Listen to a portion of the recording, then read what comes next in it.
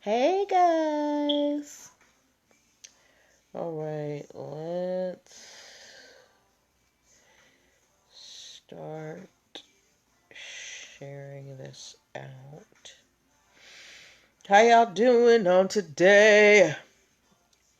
Happy Monday. Oh, let me turn this volume down.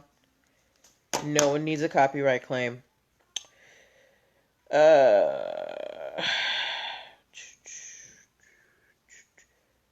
All right.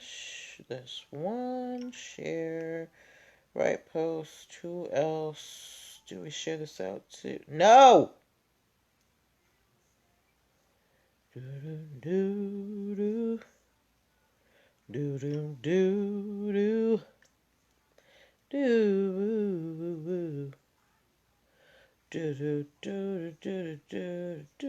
do do. Hello. My friends on Facebook, as you come in, please say hello in the comments so I can see who you are, so I can say hi, because Facebook won't let me see who is watching unless you say something. Okay. Okay, so that is all shared out there. Let's...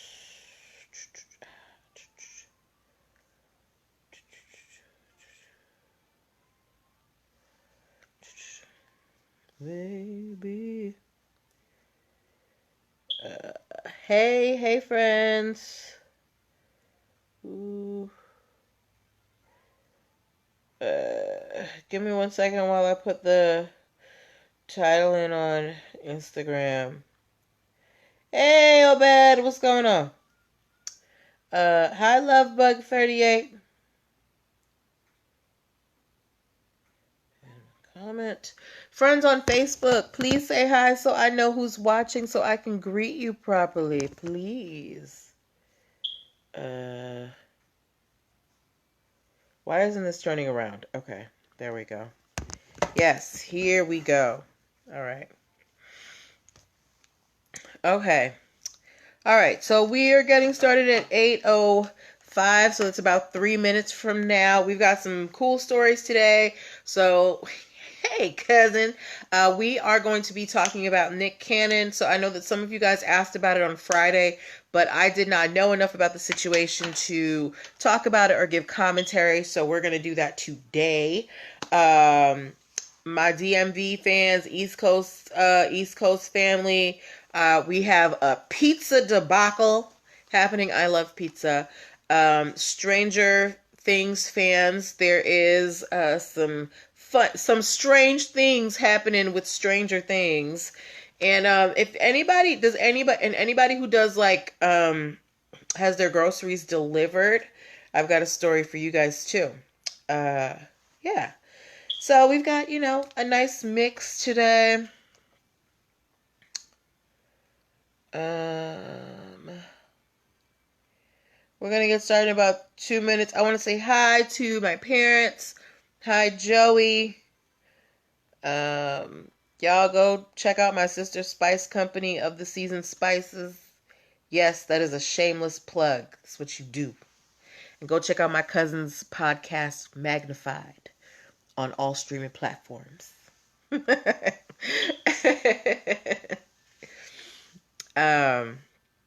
All right, we are getting started in just 2 minutes. 2 minutes. 2 minutes. How are y'all holding up in the weather, guys? It is blazing hot where I am in Hyattsville, Maryland. Today it was like 96 degrees. I went out, I took Toby out at like 6 o'clock in the morning this morning. It was 82 degrees at 6 a.m. That's not right. And I love heat. 82 degrees at 6 a.m., that is excessive. But it's okay. I'd rather be hot than cold. All right. So we're getting started in about 1 minute. 1 minute, 1 minute, 1 minute. Ooh. Ooh, excuse me. Excuse me, y'all. Oh, it's really hot over there. I thought Sacramento was like, it's like, I like the heat too, but this is just, I feel like they have peeled away the screen between us and the sun, and I'm just getting directly burned. I am putting on like 110 proof SPF on my face.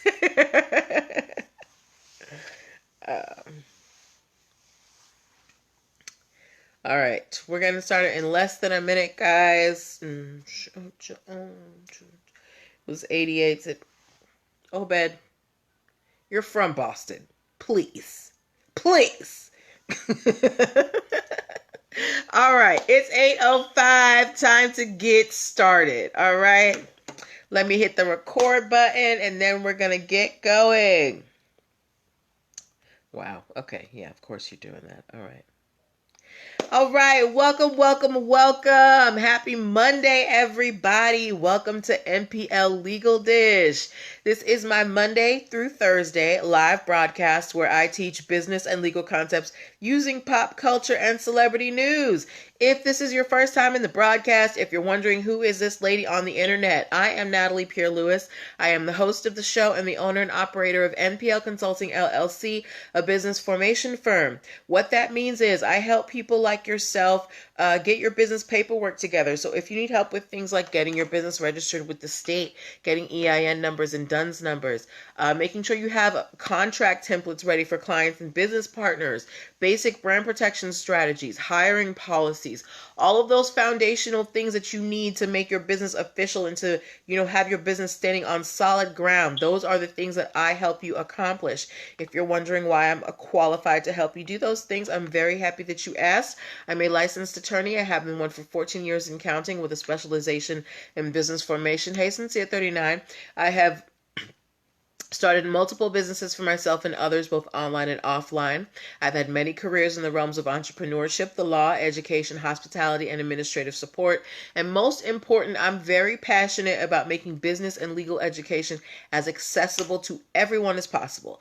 Not everybody has the time, the money, or the desire to go to business school or to law school, but everybody has or lots of people have amazing business ideas. And if you're going to be successful in business, there are just some things that you're going to need to know. There's no way around it. So that is where I come in. If you would like to work with me so that we can make sure that your business foundation is strong, I want you to go to linktr.ee/NPL Consulting Firm, linktr.ee/NPL Consulting Firm, linktr.ee/NPL Consulting Firm. There you're going to be able to book a free 15-minute consultation if you are a first-time client. You will also be able to download the free Biz Launch cheat sheet that will help you choose and start your dream business in 7 days or less. As well, there are an array of digital products that I have for different areas of business formation. So if you need help with things like how to protect your trademarks and copyrights, if you need help with contracts, if you need help with how, applying for a DUNS number, applying for an EIN number, I have video trainings on all of that at linktree/NPL Consulting Firm. Okay. All right. So that is enough about what I do. Let us get to the show. So for those who might be new, if you, stumble across this in your internet spirals and you come across this video, here's how it works.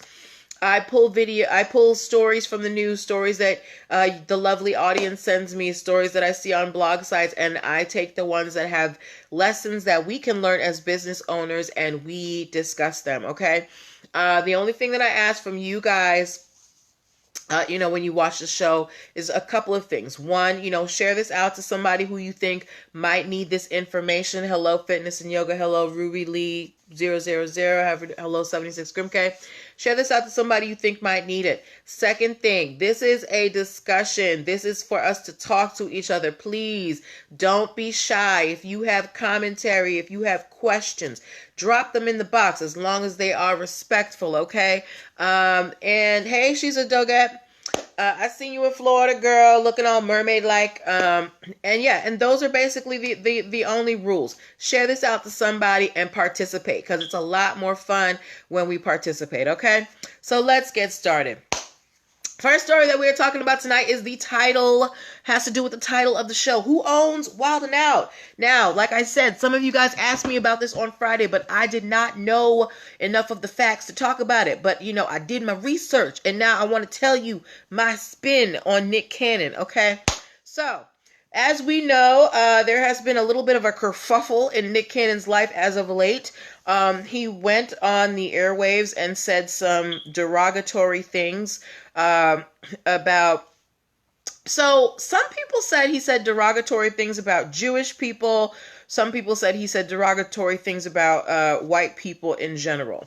The clip that I heard, I didn't see it single out Jewish people, so I cannot speak to that. If someone finds the clip where he specifically addresses Jewish people, please let me know. But he was accused of making anti-Semitic comments.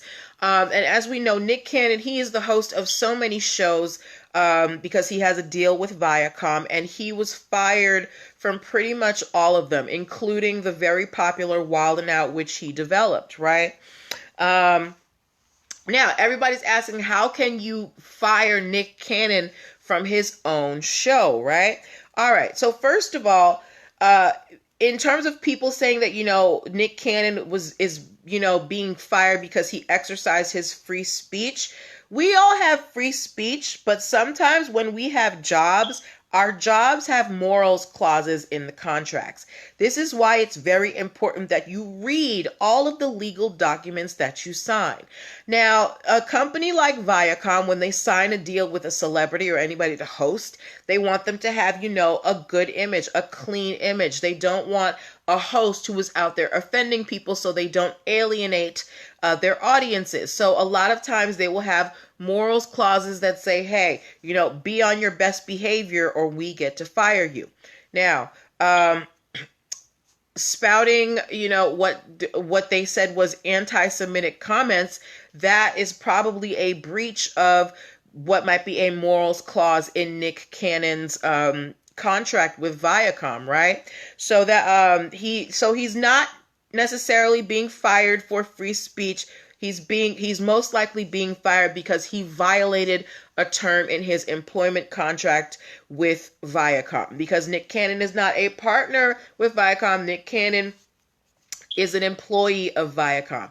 They cut him a check, okay, to be the host of these things. Now, some of these shows he did help develop, yet very much so, but we're going to get to that very shortly. Now, after Nick Cannon was fired from Wild 'N Out, he, was posting on the internet saying that he demanded ownership of the show that he created and developed, right?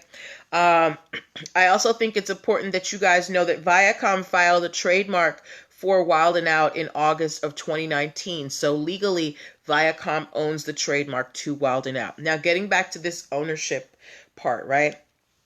Nick Cannon has a development deal with Viacom. However, Viacom, they are a big conglomerate company. They buy things and they own things. That's one of the things that they do. And one of the important things for a company like this is intellectual property. I'm pretty sure that Viacom, in their deal with Nick Cannon, laid out that anything that he develops under their brand remains in their domain, and they get to keep the intellectual property. And this is not, a unique clause. There are companies, that aren't as big as Viacom. I think I told you guys this example. I have someone I know who worked for a popular gym chain. They were a manager there, and in their employment contract, it stated anything that you create for, gym, we that becomes ours. We get to keep it. So I'm pretty sure if we went over Nick Cannon's employment contract or, development deal with Viacom, there are probably clauses in there that says anything that Nick Cannon develops under the Viacom label, they get to keep, right?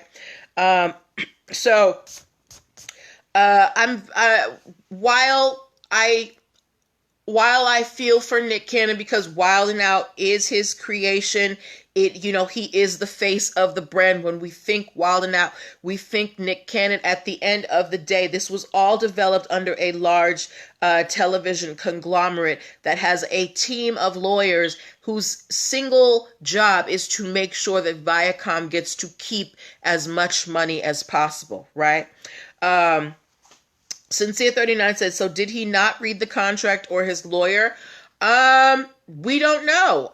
We don't know what went down, when he signed the deal with Viacom. I find it hard to believe that Nick Cannon did not have counsel because Nick Cannon, he is a businessman. He has his own entertainment company, Incredible Productions, right? So he's going to need lawyers there. But you never know about these things. He may have been so excited to sign this deal with a huge network that he might not have read it correctly. Or maybe he used Viacom's attorneys. We don't know what happened. All we know is that he was fired. We don't know the terms of his contract. So everything that I am saying here, while I'm pretty sure there is I'll be proven right, this is just speculation because we don't have Nick Cannon's contract to read through and find out if there is a morals clause. We don't have his contract to find out what happens to any intellectual property for anything that he develops under Viacom. But I don't think that, I think that we're pretty on the nose thinking that there is a morals clause and Viacom gets to keep the trademarks. Because remember when we talked about Michaela Cole? Michaela Cole was offered $1 million from Netflix because they wanted her show I May Destroy You, but they wanted all of the copyrights. They wanted to get her to give up all of her copyrights to that show. And she refused. And because she refused, she walked away from the deal because they wanted to keep all of the intellectual property. Now, if Netflix, who has not been around as long as Viacom, doesn't want Michaela Cole to keep her intellectual property, what makes you think that a large conglomerate like Viacom is going to let Nick Cannon keep the trademarks to a successful franchise like Wild 'N Out? 76 Green Cray said he needs you as his lawyer. I don't do entertainment law. I just talk about the entertainment news. Right? But thank you. Right? And then we also have to think down the line, because some people are saying, well, maybe he can just, take the show, rename it and bring it to another network. There may be a non-competition clause in Nick Cannon's contract with Viacom that states that he can't go and take these ideas and use them elsewhere. So this is where knowing what your intellectual property rights comes in handy, because now again, we don't know what went down the day that Nick Cannon signed this contract with Viacom. However, I don't think that they either didn't read it fully or they never saw something like this coming. Sincere39 said, isn't that a conflict of interest to use a Viacom lawyer? It's a conflict of interest for the lawyer, not for the people involved. Conflict of interest, the only person who stands to lose when there is a conflict of interest is the attorney, because that is a violation of your ethics. Okay? So now, if they were upfront about the fact that, hey, these are our lawyers, they're going to help you go through this paperwork, then, they let them know that the lawyers work for Viacom. But conflict of interest, that doesn't, it's not like that. That's a matter for the attorney to disclose. Like, you as the attorney are supposed to understand where the conflict of interest lies and remove yourself from that situation. You see a lot. Yeah, you do see a lot of it in entertainment. I think that entertainment is an area where people take advantage. A lot of times they take advantage of people's ignorance, because most people who are in the creative arts, they're not very savvy when it comes to the legal side of things, and it's easy to take advantage of them. So that's why a lot of these conflict of interest situations happen. Now, while I feel for Nick Cannon, he really should read his employment contract to find out if he actually does have any ownership in Wild 'N Out. I should do a show on people who lost rights to their name. Listen, come up with a list of 10 for me and I will do it, okay? All right, so we've spent a lot of time on that. Let's move on to our next story, because, yeah, we spent a lot of time on that. Moving on. Do I have any pizza lovers in the house? If you like pizza, please give me a pizza emoji. If you like pizza, give me a pizza emoji. While you do that, oh, wait, like Famous Amos, he used Uncle, no, and what? He used Uncle's? Okay, you're going to have to rewrite that because I didn't get it. But yes, moving on to our next, okay. Yes, Obed likes pizza. I know you like pizza, Obed. So if you guys are on the East Coast, you may know of a chain, a relatively new pizza chain called And Pizza. And they use that ampersand sign that also looks like the music sign. It's called And Pizza, right? and they've been around for a while. It's kind of, I call it like the Chipotle of pizza, because you just pay one price, and then you could get like, relatively unlimited toppings on your pizza. If you want something like shrimp or something real fancy, it's extra. But and pizza is where you go and you can just pay one price and get all these toppings on your pizza. And they have locations all up and down the East Coast. Now, I asked in my stories today if any of you had eaten at And Pizza, and about a little less than half of you have, so I guess it's not that big of a chain, but we have a lot of them here in the DMV area, okay? Here's the issue. Okay, thank you, Sincere. So here's the issue. On the other side of the pond in the United Kingdom, there is a pizza chain. Hey, Nessie Time. There is a pizza chain that is calling themselves at pizza, like the at symbol, like when you're giving somebody your Instagram handle. You don't eat pizza? Oh my God, why? When you're giving people your Instagram handle and you put the at in front of it. So there is a pizza chain in the United Kingdom called, I believe it's Birmingham and Edinburgh, called At Pizza.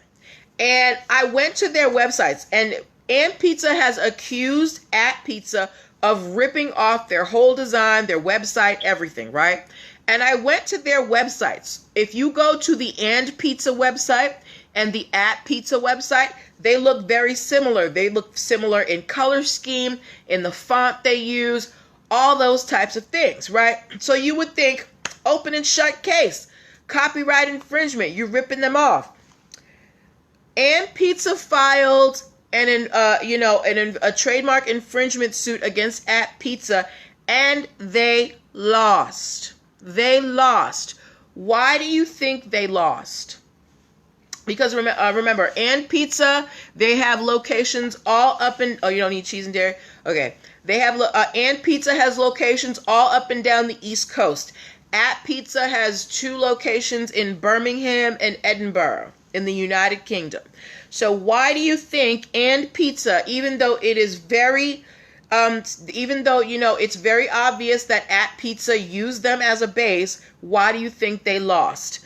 OBZ said 2 different symbol, and at. Nope, that's not why they lost. It's not enough. Not just those, it's not the symbols. Remember, for there to be trademark infringement, there has to be a possibility of confusion between the brands, right? Now, remember, yes, yeah, I'm serious. So there has to be a possibility of confusion between the brands. Now, I'm going to say this one more time, and there are some clues in what I'm saying. So I want you to answer the question again. Why do you think they lost this trademark infringement case? And Pizza, that has locations up and down the East Coast of the United States, and against At Pizza, which has 2 locations in the United Kingdom. Why do you think And Pizza lost this trademark infringement suit? I'm going to give you guys like 3 more seconds. What's going on Facebook? Facebook is seriously quiet today. Okay, that's all right. Yes, 76 Grimk, 2, yes, location, 2 different countries. In order for there to be trademark infringement, there has to be a possibility of confusion. There are no At Pizzas, there are no, not quite Nessie Time. There are no At Pizzas in the United States. There are only 2 locations that are located in Birmingham and Edinburgh. And Pizza is located in the United States up and down the East Coast. So the 2 never cross paths. There is not one city in the world where you will find an And Pizza and an At Pizza. So in the eyes of the court, there is no confusion. So I want you guys to tell me here in the audience, do you think the court got it right? Give me a 1 if you think the court got it right, or give me a 2 if you think they got it wrong and they should have sided with And Pizza. Do you think the court got it right that these 2 pizza chains, they're in 2 different countries and there's no possibility of confusion? Give me a 1. Okay, so you think they're right? Okay, OBZ thinks that the court got it right. If you think that the court got it wrong and they should have given And Pizza all their money, because at Pizza, even though they're across the pond, they still ripped them off, give me a 2. Sincere 39 also gave me a 1. You've never seen an And Pizza? They are all over the DMV area, Sincere 39. 76 Grimke gave me a 1. Okay, so you guys all think that the court got it right. And I agree with you too. And the reason why I agree with you guys is, remember, the courts, when they make a decision, they don't want to make it overly broad, right? It's okay. It's all right. The Crap Room, you can watch it whenever you want. That's why I keep them up here. So, yes. So the court doesn't want to be overly broad when they make a ruling. So they try to make a ruling that is tight and only applies to that case, right?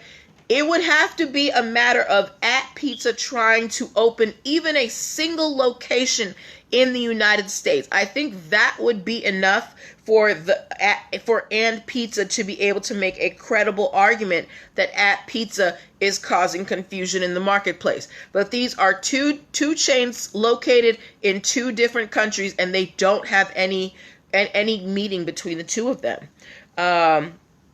OBZ asks, is trademarking a global thing? For example, no jurisdictional lines.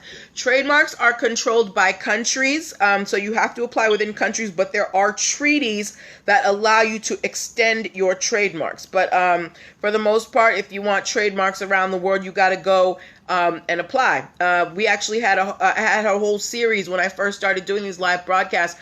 Christian Louboutin, the guy who makes the red bottom shoes, he was having a hard time because he was going, from country to country trying to trademark the shape of the red bottoms as his trademark. And he would win in some countries and he lost in others because different countries have different rules when it comes to trademarks. So there is no such thing as a universal trademark that it works everywhere.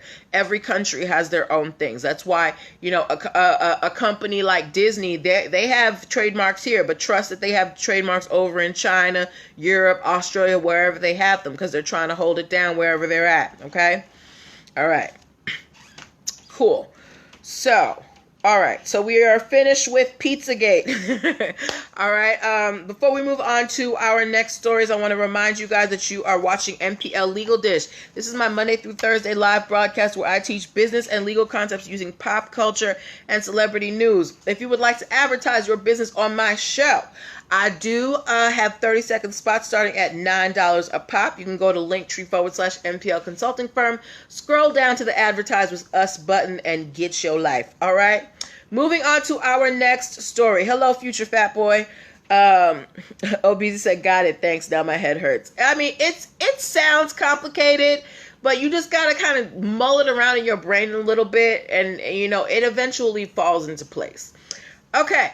Next story is for my Stranger Things fans. Does anybody here watch Stranger Things? The series on Netflix. With, the girl with the powers, Ellie, the Gorgon, the Upside Down. I have to tell you guys a story about how I found the entrance to the Upside Down one day. I was walking by my friend's house, and there was this tree, and it had a hole in it. Okay. Nessie Time watches it. OBZ, you are missing out. Go watch Stranger Things. Nessie Time watches Stranger Things. Sincere 39 watches Stranger Things. Yes, I love Stranger Things, okay? And when I did the poll, about half of you watch it. Anyway, so somebody is claiming that Netflix and the developers of Stranger Things have stolen the idea for Stranger Things. So here's the problem. There is a guy. So the Stranger Things was developed by the Duffer Brothers, and they had a deal with Netflix, right? Then there's a guy named Jeffrey Kennedy, located. The next season's about to come out. Okay, there's a guy named Jeffrey Kennedy, located in Ireland. Okay, and he claims that the Duffer Brothers stole his idea and put it in Stranger Things. He says that he wrote a series by the name of Totem, and it's copyrighted and it's his work, and the Duffer Brothers stole it. How is he claiming that the Duffer Brothers stole it? There is a man by the name of Aaron Sims. Aaron Sims worked with Jeffrey Kennedy for a while on this totem, and then he was hired by the Duffer Brothers, to do concept art for Stranger Things, right? So it's not like Jeffrey Kennedy is just coming out the blue saying, you stole my idea. Somebody who worked with Jeffrey was hired by the people who developed Stranger Things, and now the person who says that they created Stranger Things is saying that they stole his idea. Now, there is no ruling yet. We have no ideas on this over what's happening. The Duffer Brothers, they keep saying, look, we don't know who this Kennedy guy is. He's been trying to shake us down for money for years. We don't know him, right? And Jeffrey Kennedy keeps insisting that they stole these ideas, plot lines, characters, events from his work, The Totem. So we don't have a ruling on this. They have just filed this trademark infringement suit. But for those of you who are fans of Stranger Things, is anybody like a super fan? Do you know about the background of how Stranger Things, supposedly got started? Because Jeffrey Kennedy is saying that he wrote it and that the Duffer Brothers stole it. Excuse me. Again, we don't have any ruling on this. They have just filed this, but I really want to keep eyes on this. This kind of reminds me of The Matrix. There was that woman, she sued the developers of The Matrix for, I want to say, she sued them for years, and it ended up coming out in her favor. But what do you guys think about this? Do you think that it's possible that Stranger Things was stolen? Do you think that, this might be another, kind of Matrix issue? What do you think? Because I don't know. I don't have any background facts. I don't know who made the movie. I just heard about the Duffer Brothers today. I just thought it was a Netflix series. I don't know who makes it. But these are the things that happen in the background. So think about this when you're watching these shows and think, and this is people's work. This is people's ideas. This is money, blood, sweat, and tears that people have poured into to make this piece of art for you. And this is why intellectual property is so serious, because you are stealing somebody's work. You're stealing a part of their soul. You're stealing what they have given up of themselves to make, right? Okay. But I will keep you, hey, Open Arms Cleaning. Sincere 39 said I wouldn't be surprised. Me neither, because everybody steals, right? Wow, my throat is dry, and I did not get myself any water today. So excuse me if my voice starts sounding raspy, but we are winding down, even though, okay, we're going to go a little bit over, but that's okay. Okay, last story of the evening. Does anybody here, you agree with Sincere 39? Okay, we'll wait and see. Does anybody here use Instacart? If you use Instacart, please give me an I in the comment. No, give me a shopping cart in the comments. If you have ever used Instacart, give me a shopping cart in the comments. I used Instacart one time and I will never use it again because the person who was my shopper, they brought me spoiled meat. I will never use Instacart again. No, Sincere 39, okay. Anybody else? Anybody use Instacart? Okay. Is anybody here located in either Texas or Florida? Okay, neither one of you use it. AP Jackson. Okay, AP Jackson uses Instacart. Okay, how do you like Instacart, AP Jackson? I had a very bad experience. Hey, Lorenzo. Obese doesn't use it. Margaret uses Instacart. Okay, so AP Jackson and Margaret Massey use Instacart. Open Arms Cleaning uses Instacart. Yes. Okay. Do I have anybody here who is located in either Florida or Texas? Please put Florida or Texas in the comments. Open Arms Cleaning said, I'm in Florida. Okay. So Open Arms Cleaning, there is a competitor for Instacart out there. Yeah, that's why I shop for myself too, Sincere. There's a competitor for Instacart out there. Uber has just launched their own shopping delivery service that is just like Instacart. It's called Cornership. They have launched it in Florida and Texas. So if we have anybody who is watching in either Florida and Texas and you're looking to try a new delivery service, there is Uber is testing out their Corner Shop groceries delivery service out in Florida and Texas right now. So here's the problem, right? Now, there is always room for competition in the marketplace, right?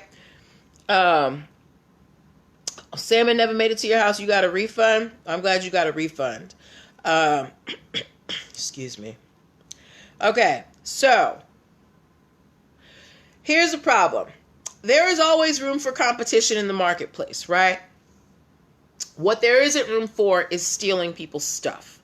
And Instacart is accusing Uber of basically going to their website and stealing all of their images and using it on their website. They say that they scraped images and used copyrighted images that they took from Instacart's website and put it on theirs, right? Instacart says they stole about 2,200 pictures. Now, in Corner Shop's terms of service, they have an anti-scraping clause, meaning that they're not supposed to go around and steal people's pictures. So Instacart is suing Corner Shop for breach of contract because they have breached their own terms of service. They are suing them for copyright infringement because the pictures that they took, they are owned by Instacart, and they are also accusing them of civil conspiracy, and they are looking for money and injunctions. And what that means is they're looking for the courts to tell Uber to stop stealing Instacart's pictures. Lorenzo said, Corner Shop, does every order come with a bodega cat? You're funny, Lorenzo. Hi, IPC8. Anyway, so I downloaded both Instacart and Corner Shop today, and I was kind of comparing the two apps, right? And they are similar in some ways, but I feel like when you have services that operate in the same industry, there's bound to be some overlap. Think about dating apps. Most dating apps, it's swipe, swipe, swipe, right? Or what else? Like any of your streaming apps, the configuration is pretty similar. And I'm not going to say that some of the color schemes and things aren't similar, but I don't know how much of this is just it being an industry standard and how much of it is them copying. So if you are a person who uses these grocery delivery services, my challenge to you is to, especially if you are in either Florida or Texas, try out Corner Shop and try out Instacart. And you don't necessarily have to order, but test the functionalities out. See what feels similar, see what's different, Do you think that it's possible that Corner Shop just ripped off Instacart's aesthetic and used it for their own? For me, I'm going to say that it's very likely because I feel like Uber, they're trying to get their hands in everything. They do driving, they do food delivery, they do whatever you want delivery. And now they're trying to get into apparently grocery delivery now. And you can only have so many ideas before they start becoming redundant. So I don't think it is out of the realm of possibility that Uber may have, heavily used Instacart as inspiration for their new Corner Shop grocery delivery app. So with a show of hands, for those of you who do use grocery delivery apps like Instacart, if and when Corner Shop comes to your neck of the woods, would you try it? Give me a yes or a no in the comments. If Uber, they pop up one day and they say, hey girl, you want to get your groceries delivered? Don't worry about Instacart. We got you. Do you think that you would be open to trying Uber's grocery delivery service, Corner Shop, if you're the type of person who uses a grocery delivery service? Jessica Whitfield said no. AP Jackson said yes. Okay. So, AP Jackson, you're in Georgia. I feel like if they are already in Texas and Florida, they're going to come to Georgia pretty soon. So you might have a chance to try it out. Ooh, wow, that time went by fast, y'all. It's already 8:40. And my throat is dry. Margaret Massey said she would try it. Okay, so my Instacart people would definitely try Corner Shop if it comes to their area. So let me know how y'all like it. And I will definitely keep you guys updated on this copyright infringement suit that Instacart has filed against them. Because apparently Uber can't keep their hands in their pockets. But those are all the stories that I have for you today, guys. Please join me tomorrow for more stories. Always here, 8 p.m. Eastern Standard Time, Monday through Thursday. Yeah, girl, I got the water's right here. It's right on my dresser, and I forgot to bring it over here. But that's what I'm leaving y'all with. Come join me tomorrow evening at 8 o'clock. Thank you guys for your participation, for your energy. I love it when you guys, you give me your commentary. It makes the show so much more fun. If you find any stories that you want me to talk about, please send them to me. I can't catch them all. Y'all were the ones who hit me to Nick Cannon because I didn't know it was all that, and I want to thank you. But yeah, we're going to be back here tomorrow. Take care of yourselves and have a good night. Bye.